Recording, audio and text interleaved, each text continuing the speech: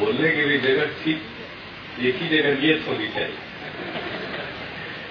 खैरियत है, माइक काम कर रहा, इसके लिए भी नरेंद्र भाई की मदद लेनी पड़ती है। वैसे मुझको पूरी उम्मीद है बहुत दिन गुजरात के दायरे में सिमट कर नरेंद्र भाई नहीं रहेंगे, देश को इनकी सेवाएं मिलेंगी। इस अवसर पर उपस्थित गुजरात के लोकप्रिय मुख्यमंत्री, माननीय मुख्यमंत्री श्री नरेंद्र भाई मोदी जी, भूतपूर्व मुख्यमंत्री माननीय सुरेश भाई मेहता जी, गुजरात विधानसभा के भूतपूर्व अध्यक्ष श्री धीरू भाई शाह जी, संसद में हमारे साथी माननीय सांसद श्री पीएस गढ़वी जी, मैं भी अपनी तरफ से उनको जन्मदिन पर मुबारकबाद पेश करता हूं। यहां के माननीय विधायक श्री गोपाल धुआ जी, श्री गौतम भाई अडानी जी, रेलवे बोर्ड के अध्यक्ष श्री आर.के. सिंह, गुजरात सरकार के port secretary Shri Nigam, Adani group के सीईओ श्री संजय गुप्ता, अडानी एक्सपोर्ट्स के मैनेजिंग डायरेक्टर श्री राजेश अडानी और वेस्टर्न रेलवे और नॉर्थ वेस्टर्न रेलवे के general manager Shri Agrawal, Adani port परिवार के सभी सदस्यगण, इस समारोह में उपस्थित सभी विशिष्ट अतिथिगण, प्रेस और मीडिया के प्रतिनिधिगण, टीवी और सज्जनों, मैं सबसे पहले गौतम भाई अडानी जी को धन्यवाद देना चाहता हूं कि उन्होंने इस अवसर पर मुझे आमंत्रित किया और आज दो चीजों का लोकार्पण इस पोर्ट के जरिए किया जा रहा है, कंटेनर टर्मिनल का और जो रेल लाइन इन्होंने बनाई है उसका, मुंद्रा से आदिपुर तक। बहुत सारी बातों की चर्चा तो नरेंद्र भाई मोदी जी करेंगे, लेकिन रेलवे के संबंध में है, इसलिए मैं इतना बता दूं कि ये भारतीय रेल के इतिहास में, यानी आजादी के बाद से, जब से उसके पहले जो रेलों का स्वरूप था उसमें बदलाव आया आजादी के बाद से, और भारतीय रेल कहलाई इंडियन रेलवेज, तो उसके इतिहास में यह एक पहला प्रयोग हुआ है प्राइवेट सेक्टर में रेल लाइन के निर्माण का। इन्होंने रेल लाइन का निर्माण किया, 57 किलोमीटर रेल लाइन का, लेकिन ये रेलगाड़ी उस पर नहीं चला सकते, रेलगाड़ी तो रेलवे ही चलाएगी, लेकिन जितना सुनने में आसान है उतना इसको व्यावहारिक स्वरूप लेने में उतनी ही कठिनाई। सुनने में तो किसी को लगेगा कि पैसा अडानी का तो रेल क्यों नहीं बनाएंगे, इसमें भारतीय रेल में क्या वास्ता है, इन्होंने पैसा लगा दिया तो फिर क्यों नहीं बना सकते। लेकिन कई प्रकार की बाधाएं, पैसा रहते हुए रेल लाइन नहीं बना सकते। तो रेलवे ने कहा कि नहीं है, आप पैसा जरूर लगाइए और रेल लाइन बनाइए। अब रेल लाइन बन जाए तो उसका क्या काम, ये तो कोई सड़क है नहीं कि कोई ना कोई अपनी गाड़ी चला देगा, और गाड़ी न हो तो बैलगाड़ी भी चल जाए, लेकिन ये तो रेल लाइन, इस पर चलेगी तो रेलगाड़ी भी चलेगी, और चलाने के लिए भी रेलगाड़ी होनी चाहिए, और वो सिर्फ भारतीय रेल के पास। इसलिए ये एग्रीमेंट भी बहुत प्रकार के संकट में था, अब वो सब संकट दूर करते हुए ये एग्रीमेंट भी हो गया, समझौता भी हो गया, रेल लाइन बन गई और रेल लाइन पर रेलगाड़ियों का चलना भी प्रारंभ हो गया, मालगाड़ियों। और अगर पोर्ट बन जाए और उसके साथ रेल की कनेक्टिविटी, सड़क की कनेक्टिविटी न हो तो पोर्ट सफल नहीं हो सकता। और सड़क की कनेक्टिविटी तो होना ही होना चाहिए, लेकिन जब तक अगर रेल की कनेक्टिविटी न हो तो पोर्ट का विस्तार नहीं हो सकता, विकास नहीं हो सकता। इसलिए रेल की कनेक्टिविटी होनी चाहिए। और रेल की कनेक्टिविटी के क्षेत्र में ये पहला प्रयोग पोर्ट के कनेक्टिविटी के क्षेत्र में निजी क्षेत्र ने रेल लाइन डाली और रेलवे एक एग्रीमेंट के तहत जिसका रेवेन्यू शेयरिंग, इस कंपनी को भी पैसा मिलेगा और रेलवे को भी पैसा मिलेगा। तो एक प्रकार का ये पहला प्रयोग गुजरात में ही हो रहा है। और इसके साथ ही साथ गुजरात में और काम भी हो रहा है। मैं सिर्फ रेलवे से संबंधित बातों की चर्चा कर रहा हूं, बाकी अन्य बातों का तो अनेक काम हो रहा है। इंफ्रास्ट्रक्चर के क्षेत्र में विकास हो रहा। दूसरा एक प्रयोग जो हुआ है वो हुआ है निजी क्षेत्र की भागीदारी के साथ रेल लाइन का निर्माण। ये निजी क्षेत्र ने लाइन का निर्माण किया, अदानी पोर्ट ने, और निजी क्षेत्र के साथ भागीदारी के साथ रेलवे ने रेल लाइन का निर्माण किया है। वो पिपावा पोर्ट, वो अभी हो गया। बहुत लोगों को लग रहा था पता नहीं रेल लाइन बनेगी नहीं बनेगी, वो अभी रेल लाइन बन गई। और इस साल उस पर आप सबकी मौजूदगी में आदरणीय आडवाणी जी ने उस पर मालगाड़ी को हरी झंडी भी दिखाई।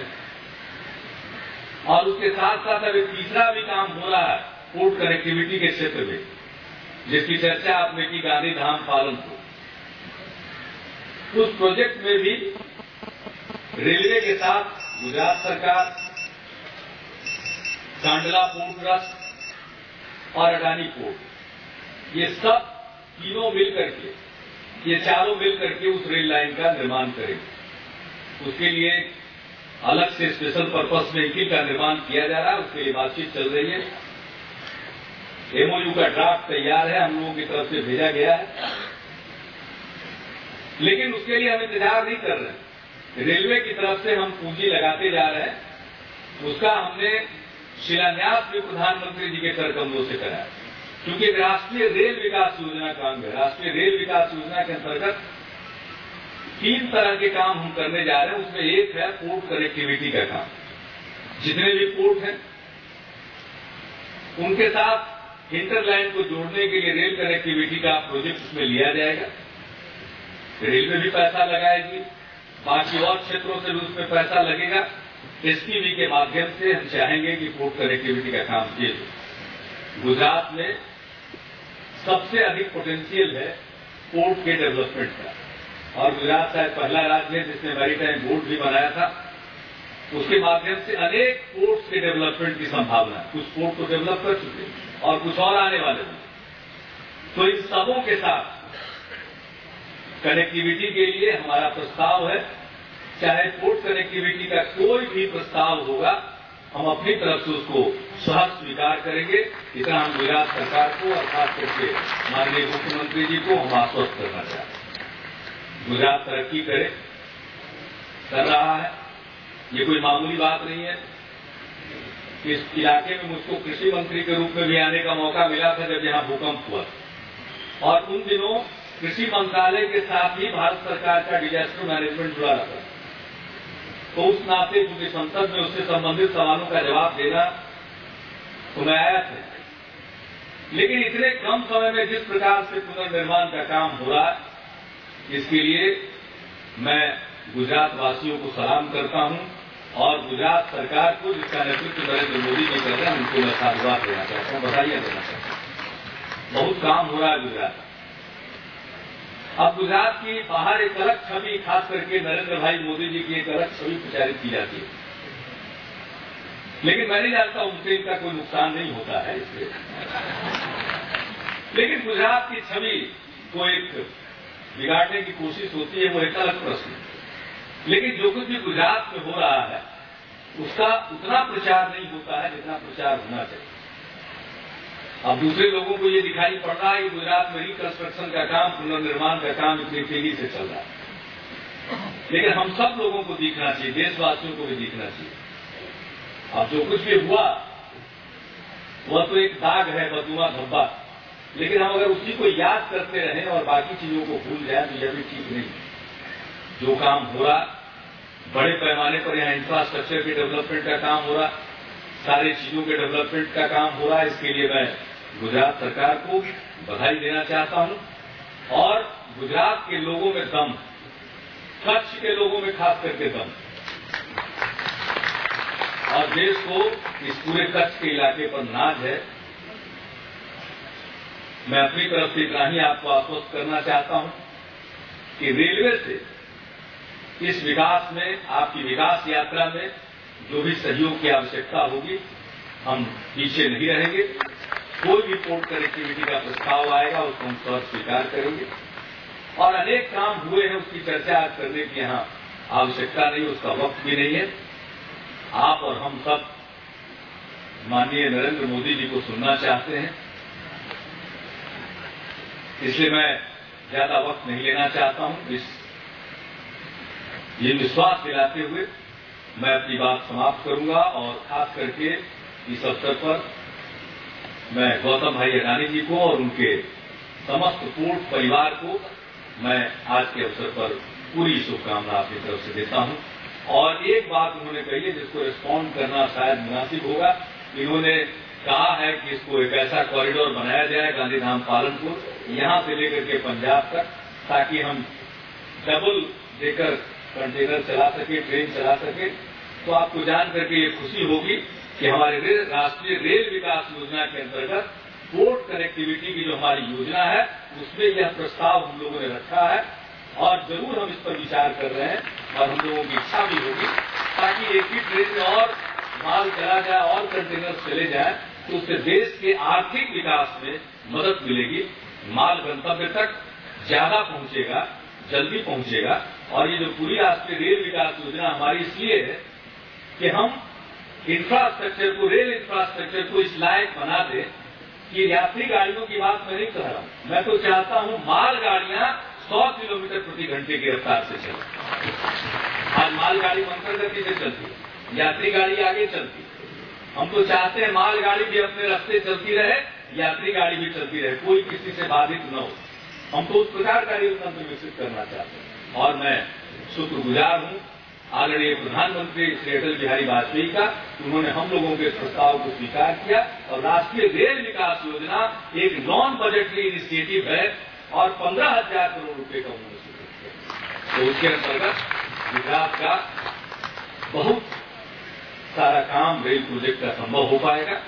इन्हीं शब्दों के साथ मैं एक बार पुनः आप सबको धन्यवाद देता हूं और गौतम भाई अडानी जी को विशेष तौर पर मैं इस अवसर पर अपनी शुभकामना देता हूं।